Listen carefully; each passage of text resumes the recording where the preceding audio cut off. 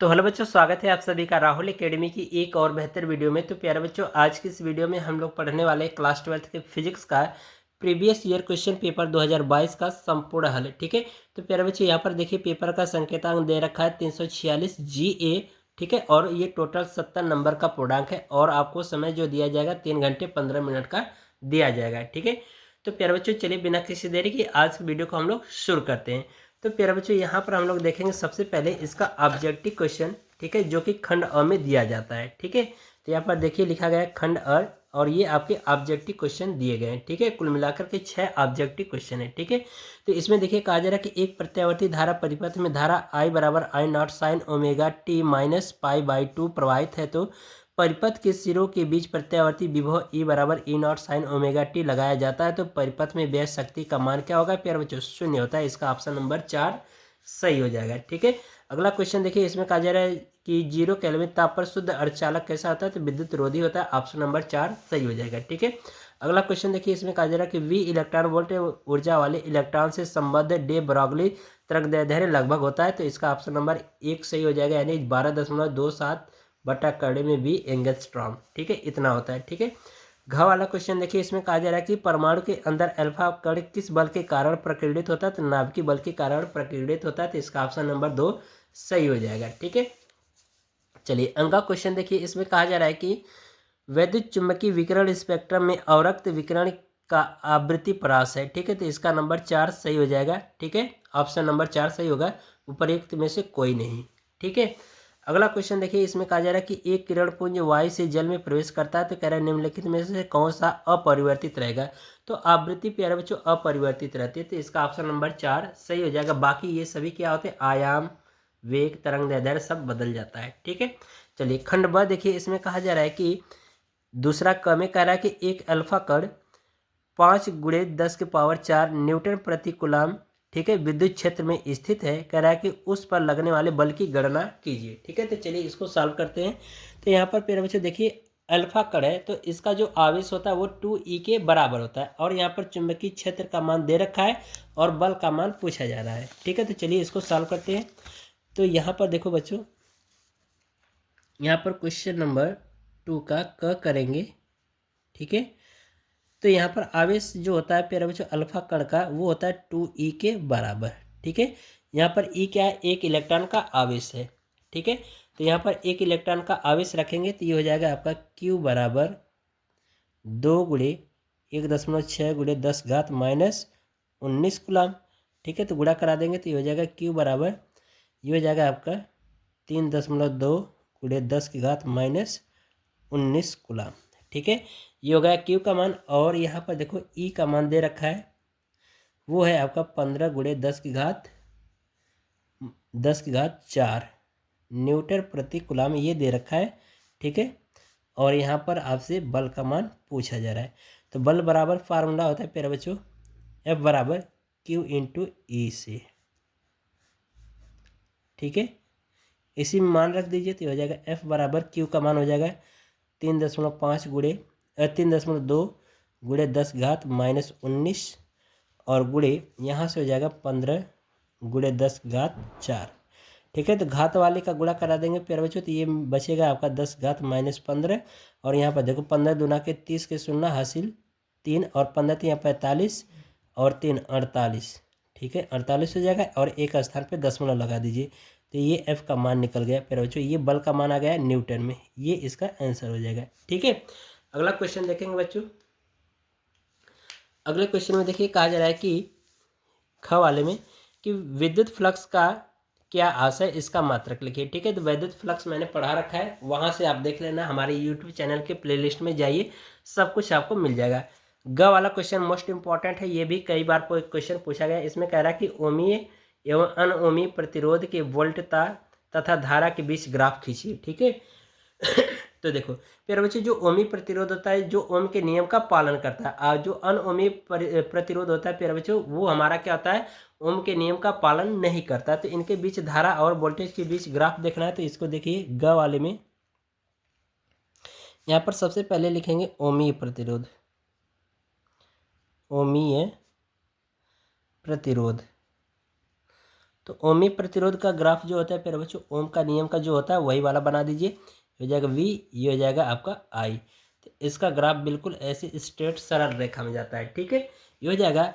और अनओमी प्रतिरोध का, अनओमीय प्रतिरोध, अनओमी प्रतिरोध का जो ग्राफ होता है प्यारे बच्चों वो कुछ इस तरह से जाएगा। ये हो जाएगा धारा और ये हो जाएगा विभव। तो इसका कुछ ऐसे जाता है, ठीक है। तो जो ओम के नियम का पालन नहीं करता है, ठीक है, ये हमारा ग्राफ हो गया। अब इसके बाद प्यारे बच्चों इसमें देखिए कहा जा रहा है कि दे ब्रॉगली तरंग दैर्ध्य को गतिज ऊर्जा के पदों में व्यक्त कीजिए, ठीक है। मोस्ट इंपॉर्टेंट क्वेश्चन है, चलिए इसको देखते हैं, ठीक है। तो प्यारे बच्चों यहाँ पर इसको सॉल्व करेंगे, ठीक है। तो यहाँ पर आपका क्वेश्चन सॉल्व होगा अंगा वाला, ठीक है, अंगा वाला ये सॉरी घ है, ठीक है, ये घ वाला क्वेश्चन है। चलिए इसको सॉल्व करते हैं प्यारे बच्चों। हमें पता है कि एक फार्मूला गतिज ऊर्जा के बराबर 1/2 mv² होता है, ठीक है। तो यहाँ से हम क्या करते हैं, वेग का मान ज्ञात कर लेते हैं। तो वेग v बराबर हो जाएगा प्यारे बच्चों, वेग यानी v² बराबर इसका 2 का गुणा कर देंगे तो हो जाएगा 2k और m का भाग करा देंगे, ये हो जाएगा। तो v बराबर हो जाएगा करड़ी में 2k/m हो जाएगा। ये हमें पता चल गया वेग का मान, ठीक है। अब इसके बाद प्यारे बच्चों हमें एक और फार्मूला पता है, संवेग P बराबर हमें पता है कि m × v होता है, ठीक है। यहाँ से v का मान रख दीजिए तो हो जाएगा P बराबर m × करड़ी में 2k/m। अब प्यारे बच्चों m का अंदर गुणा कराएंगे तो m² के रूप में अंदर जाएगा। तो यहाँ पर देखिए P बराबर हो जाएगा आपका करड़ी में, ये हो जाएगा 2km² हो जाएगा, एक m से कट जाएगा तो P बराबर मिलेगा करड़ी में 2km, ये हो गया। अब प्यारे बच्चों हमें पूछ रहा है कि दे ब्रॉगली का तरंग दैर्ध्य का मान बताना है, वो भी गतिज ऊर्जा के पद में, ठीक है। तो इसका फार्मूला बताना है तरंग दैर्ध्य लैम्डा का मान, ठीक है। तो इसके लिए प्यारे बच्चों फार्मूला हमें पता है कि लैम्डा बराबर होता है 1h/p, ठीक है। तो अब इसी में मान रख दीजिए, ठीक है। तो हो जाएगा लैम्डा बराबर h और p का मान यहाँ से निकल गया करड़ी में 2km, यही तो हो गया आंसर इसका, ठीक है। चलिए इसको तैयार कर लेना काफ़ी अच्छे तरीके से, बढ़िया क्वेश्चन है। अगला क्वेश्चन देखिए, इसमें कहा जा रहा है कि अंगा वाले में इसमें कहा जा रहा है बच्चों कि एक उत्तल लेंस के प्रत्येक वक्र पृष्ठ तल की त्रिज्या 20 सेंटीमीटर कह रहा है कि तथा लेंस के माध्यम का अपवर्तनांक 1.5 है। तो कह रहा है कि यदि लेंस को निम्नलिखित चित्र में AB के अनुदेश काट दिया जाए तो प्रत्येक नए लेंस की फोकस दूरी क्या होगी। तो यहाँ पर प्यारे बच्चों ये देखो, एक आपको उत्तल लेंस दे रखा है और AB के अनुदेश यदि काट दे रहे हैं प्यारे बच्चों, तो इसके दो पृष्ठ हो जाएंगे, एक ये पहला पृष्ठ हो जाएगा, ये दूसरा। तो इसकी वक्रता त्रिज्या के यहाँ पर हो जाएगा एक R1 बराबर 20 सेंटीमीटर, इसकी R2 बराबर 20 सेंटीमीटर। तो यहाँ पर जो नया लेंस होगा इसका हमें पूछा जा रहा है कि फोकस दूरी क्या हो जाएगी। तो इसको देखो मैं यहीं पर सॉल्व करके बता दे रहा हूँ, लेंस मेकर फार्मूला से निकलेगा। तो यहाँ पर देखो नया जो लेंस बनेगा प्यारे बच्चों, इसका R1 बराबर कितना हो जाएगा 20 सेंटीमीटर, ठीक है। और ये दाएं साइड है तो इसलिए प्लस में होगा, बाकी ये जो R2 का मान हो जाएगा ये कितना हो जाएगा 0, इसको मान लेंगे, ठीक है। तो इसमें फोकस दूरी f का मान पूछा जा रहा है, तो लेंस मेकर फार्मूला लगा दीजिए। तो लेंस मेकर फार्मूला होता है 1/f बराबर n-1, कोष्टक में होता है 1/R1 - 1/R2, ठीक है। इसे मान रख दीजिए तो हो जाएगा 1/f बराबर n का मान दे रखा है प्रश्न में, यहाँ पर देखो 1.5, ये हो जाएगा 1.5 - 1 और ये हो जाएगा 1/20 और ये हो जाएगा -1/0, ठीक है। तो ये हो जाएगा 1/f बराबर प्यारे बच्चों यहाँ से हो जाएगा 0.5 गुणे 1/20। तो इसको जब सॉल्व कर देंगे प्यारे बच्चों तो f का मान आ जाएगा आपका 40 सेंटीमीटर, ये आंसर हो जाएगा, ठीक है। चलिए अगला क्वेश्चन देखिए, इसमें कहा जा रहा है कि एक उत्तेजित हाइड्रोजन परमाणु के इलेक्ट्रॉन की ऊर्जा -3.4 इलेक्ट्रॉन वोल्ट है। तो इलेक्ट्रॉन का कोणीय संवेग ज्ञात कीजिए और दिया है 9वीं कक्षा में इलेक्ट्रॉन की जो ऊर्जा है ये इतना दे रखा है, ठीक है। तो चलिए इसको सॉल्व कर लेते हैं, ये भी बढ़िया क्वेश्चन है। तो यहाँ पर फिर बच्चों लिखेंगे हम लोग यहाँ पर 6 वाला क्वेश्चन है, यहाँ पर लिखेंगे 9वीं कक्षा की ऊर्जा बराबर आपको दे रखा है प्यारे बच्चों यहाँ पर प्रश्न में -13.6/n² इलेक्ट्रॉन वोल्ट, ये आपको दे रखा है। और उत्तेजित अवस्था में ऊर्जा का मान आपको कितना दे रखा है, यहाँ पे लिखेंगे उत्तेजित अवस्था में, उत्तेजित अवस्था में ऊर्जा, ये कितना हो जाएगा -3.4 इलेक्ट्रॉन वोल्ट। और ये जब उत्तेजित अवस्था में, तो ये दोनों आपस में क्या हो जाएंगे, बराबर हो जाएंगे, तो हो जाएगा -13.6/n²। यहाँ से n का मान निकालेंगे तो हो जाएगा -3.4, तो माइनस माइनस से कट जाएगा, इसको भाग करा देंगे इधर और n को इधर भेज दें, तो हो जाएगा n² बराबर, ये हो जाएगा आपका 13.6 बट्टा यहाँ पर 3.4, ये 4 बार में कट जाएगा, ठीक है। तो हो जाएगा यहाँ से n का मान निकाल लेंगे, इस पर आ जाएगा कड़ी, तो हो जाएगा 2, n का मान आ गया 2। अब प्यारे बच्चों हमें फार्मूला एक पता है कोणीय संवेग J बराबर 2π/NH, ठीक है से, तो यहाँ से मान रख दीजिए, ठीक है। यहाँ पर 2, यहाँ पर प्यारे बच्चों होता है NH/2π, ठीक है, हमने उल्टा लिख दिया, यहाँ पर होता है J बराबर NH/2π, ठीक है, मान रख दीजिए। तो J बराबर n का मान 2 और गुणे h का मान होता है 6.6 गुणे 10⁻⁻34 जूल सेकेंड, और बट्टा 2 गुणे पाई का मान 3.14, 2 से कैंसिल आउट हो जाएगा, इसको सॉल्व कर देंगे प्यारे बच्चों, तो J बराबर आपका आ जाएगा 2.1 गुणे 10⁻⁻34 जूल सेकेंड, ठीक है, ये आंसर हो जाएगा, ठीक है। चलिए अगला क्वेश्चन देखते हैं। अगले क्वेश्चन में प्यारे बच्चों देखिए कहा जा रहा है कि रदरफोर्ड का अल्फा प्रकीर्णन प्रयोग से निष्कर्ष लिखिए, ठीक है। तो प्यारे बच्चों मैंने रदरफोर्ड का अल्फा कण प्रकीर्णन प्रयोग सब कुछ पढ़ा रखा है, ठीक है, वहाँ से आप वीडियो देख लेना, लिंक आपको डिस्क्रिप्शन बॉक्स में मिल जाएगा, ठीक है। तो इसको आप पढ़ लेना, करा रखा है हमारे यूट्यूब चैनल के प्लेलिस्ट में, मिल जाइए, वीडियो सभी मिल जाएंगे। बाकी ये भी क्वेश्चन हमने करा रखा है, इसको भी देख लेना। फिर इसके बाद प्यारे बच्चों यहाँ पर ये जो क्वेश्चन दिया गया है इसको आप स्वयं हल कर लीजिए, और ये वाला भी क्वेश्चन कर लीजिए, ठीक है, क्योंकि प्यारे बच्चों ये जो क्वेश्चन काफ़ी बड़े क्वेश्चन है, ठीक है, इसलिए मैं नहीं करा रहा हूँ। बाकी इन सभी क्वेश्चनों को तैयार कर लीजिए, बढ़िया क्वेश्चन है, 2-2 नंबर में, ठीक है। चलिए अगला क्वेश्चन देखते हैं। यहाँ पर